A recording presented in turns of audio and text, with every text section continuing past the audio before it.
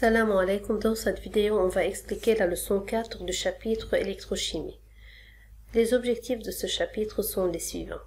On va identifier la réaction d'oxyde de réduction en se basant sur la variation des nombres d'oxydation et on va identifier l'agent oxydant et l'agent réducteur dans une réaction redox. Avant de commencer, on va résoudre une petite application pour réviser les objectifs qu'on a appris avant. Dans cette réaction, on va identifier la substance oxydée et la substance réduite. On a Mg qui réagit avec Ag+, pour donner Mg2+, plus Ag. Regardez ici, Mg perd 2 électrons pour donner Mg2+, donc il subit une oxydation.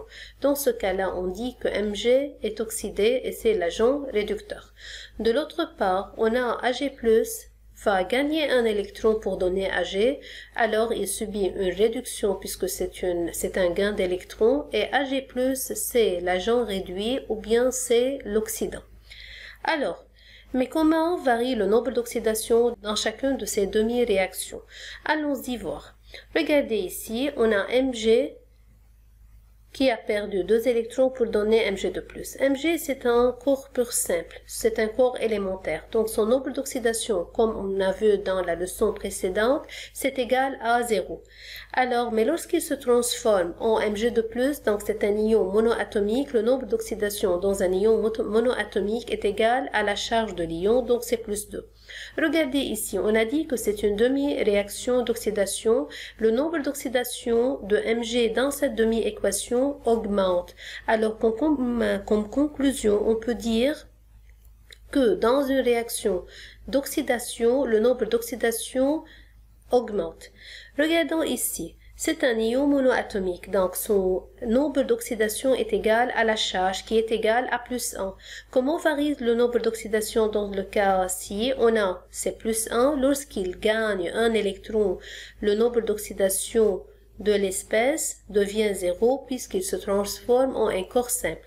Alors, donc, c'est une demi-réaction de réduction, le nombre d'oxydation, comme vous voyez, diminue. Alors, dans une réduction, le nombre d'oxydation diminue.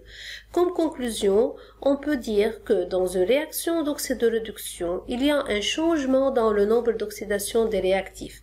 Dans le cas d'une oxydation, on a le nombre d'oxydation de l'élément augmente, tandis que dans une réduction, le nombre d'oxydation d'un élément diminue. Donc, comme on vient de dire, une oxydation a lieu quand le nombre d'oxydation de l'élément augmente, tandis qu'une réduction a lieu quand le nombre d'oxydation de l'élément diminue. Réduction diminue, oxydation augmente. L'exemple qu'on a vu, le nombre d'oxydation de Mg varie de 0 à plus 2, donc on a une augmentation. Dans ce cas-là, on dit que l'élément Mg subit une oxydation. Tandis que dans le cas de Ag, le nombre d'oxydation varie de plus 1 jusqu'à 0, donc c'est une diminution. On dit que le nombre d'oxydation de Ag diminue de plus 1 jusqu'à 0, alors Ag subit une réduction. L'agent oxydant est Ag+. Pourquoi? Puisqu'il a subi une réduction. Alors, quel est l'agent réducteur à votre avis? Alors, bien sûr, c'est Mg puisqu'il a subi une oxydation. Donc, comme vous voyez, l'agent oxydant et l'agent réducteur sont déterminés parmi les réactifs.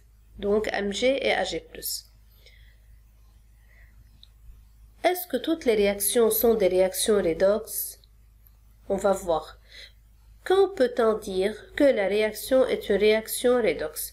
Donc, en se basant sur le changement du nombre d'oxydation, là où il n'y a pas changement des nombres d'oxydation des éléments, on dit qu'une réaction n'est pas une réaction redox s'il n'y a pas changement de nombre d'oxydation, mais lorsque les nombres d'oxydation des éléments changent, augmentent et diminuent, alors dans ce cas-là, on dit que la réaction est une réaction redox. Vous voyez, il faut avoir une augmentation et une diminution en même temps.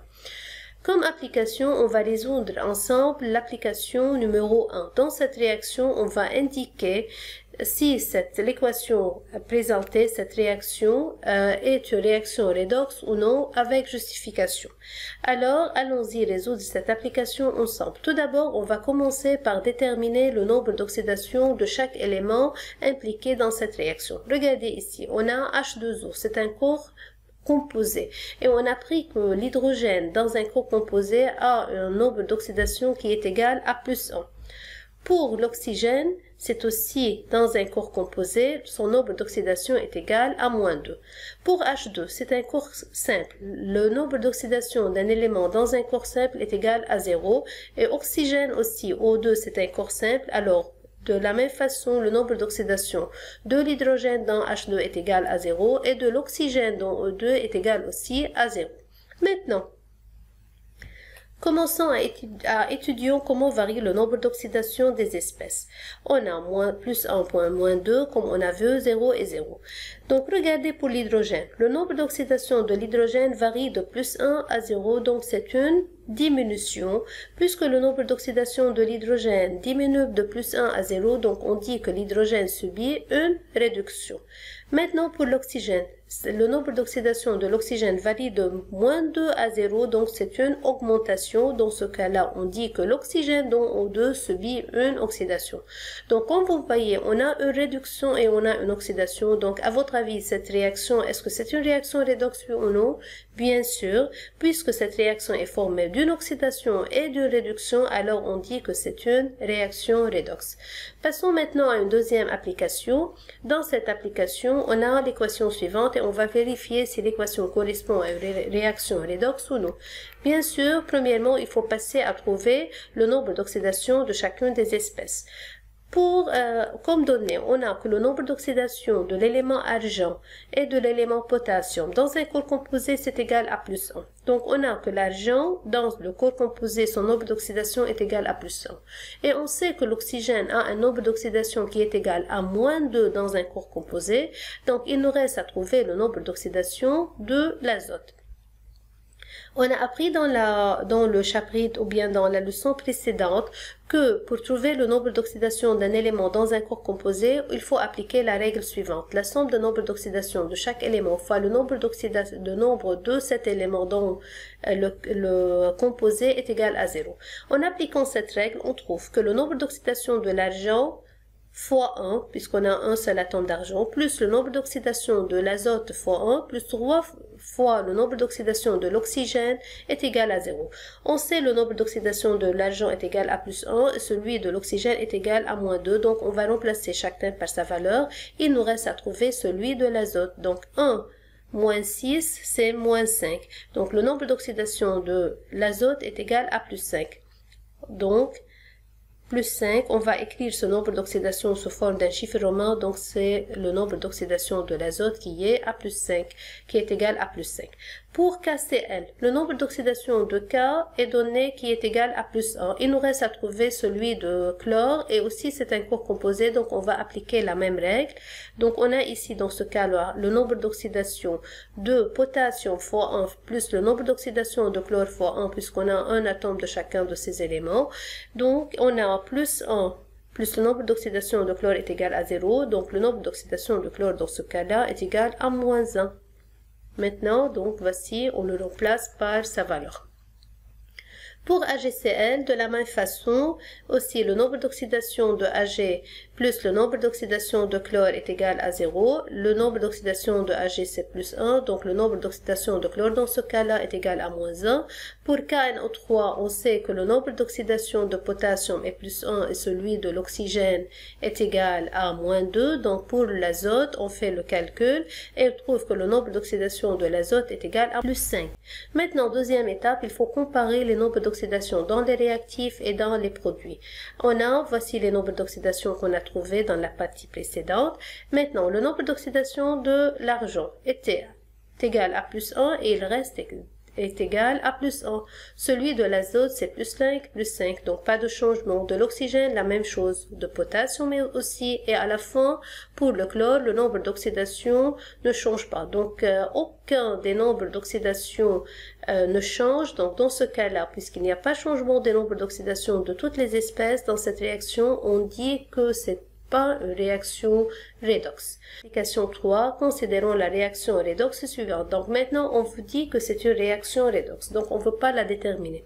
Mais la question, c'est la suivante. Identifier l'espèce qui subit la demi-réaction d'oxydation et celle qui subit la demi-réaction de réduction. Donc, posez la vidéo et essayez de répondre à cette question. N'oubliez pas que le réducteur subit une oxydation et l'oxydant subit une réduction.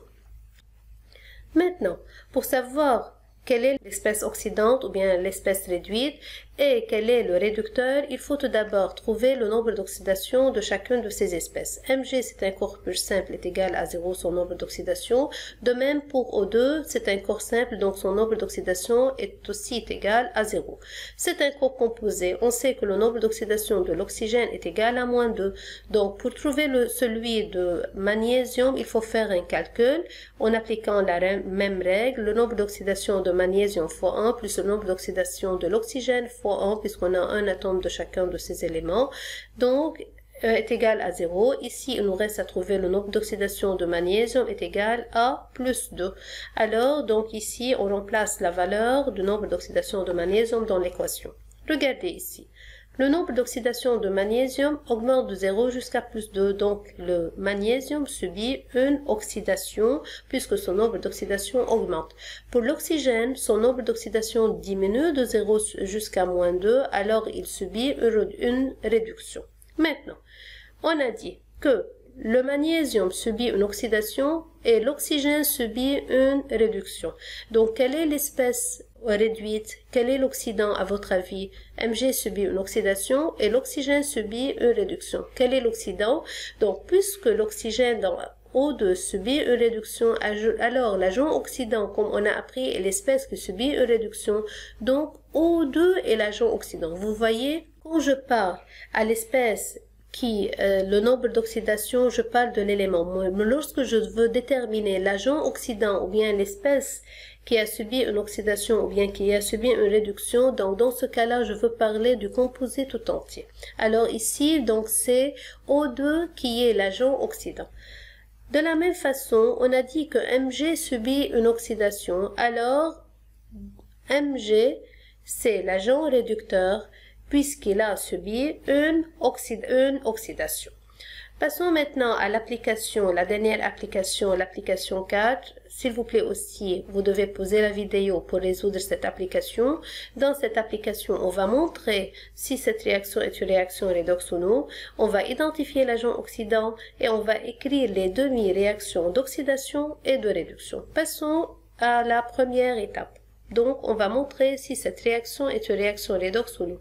Pour la savoir, il faut déterminer les nombres d'oxydation. Fe, c'est un corps pur simple, c'est un élément, son nombre d'oxydation est égal à 0. De même pour O2, dont Fe2O3, c'est un composé, le nombre d'oxydation de l'oxygène, c'est égal à moins 2. Alors, il nous reste à trouver celui du fer.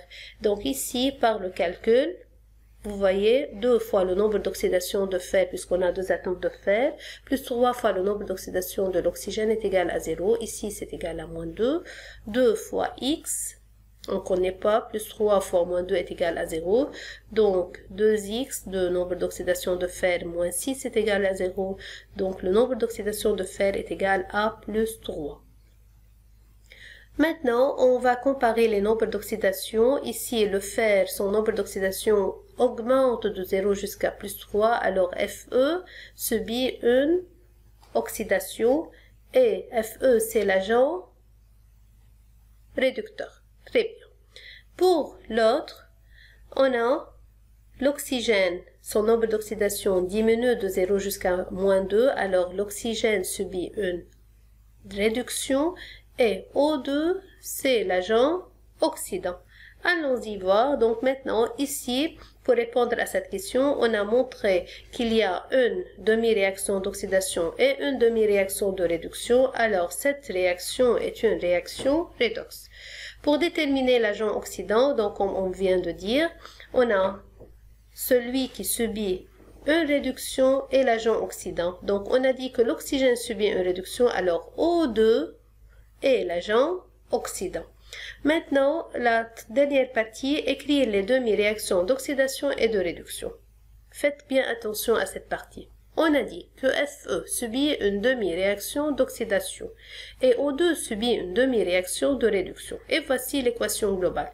Donc, Fe se transforme en quoi? Regardez, il a perdu des électrons pour subir une oxydation. Lorsqu'il perd des électrons, il va transformer en ion.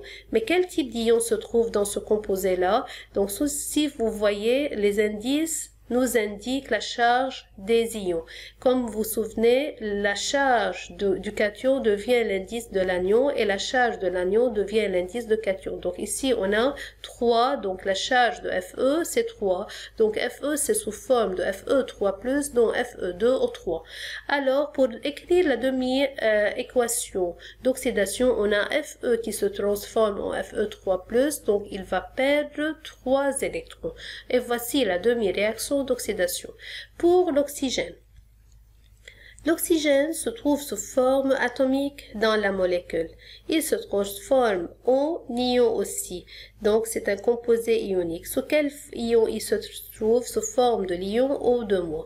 Mais comme vous voyez, on n'a pas un oxygène libre dans la nature. L'oxygène se trouve sous forme moléculaire de 2 atomes combinés. Alors, on ne peut pas commencer par oxygène, par O, un seul atome. Il faut dire O2. Chaque atome d'oxygène gagne 2 électrons pour donner l'ion O2-. Alors, O2 va gagner 4 électrons pour donner 2 ions O2-. Et voici la demi-réaction de réduction.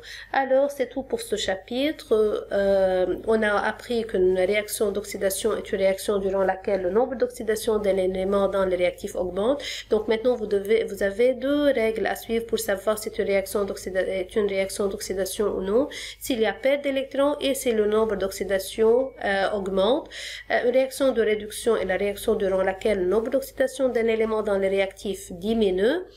On a appris qu'un réducteur ou bien agent réducteur ou bien agent oxydé, c'est celui qui subit une oxydation. Donc, le réducteur, c'est l'agent oxydé. Et on a dit que l'oxydant ou bien agent oxydant est l'espèce qui subit une réduction, comme je viens de dire. Espèce oxydée, c'est celle qui subit l'oxydation, donc c'est le réducteur, et l'espèce réduite, c'est celle qui subit la réduction, donc c'est l'oxydant. Alors, c'est tout pour cette leçon. Merci bien pour votre attention et à la prochaine.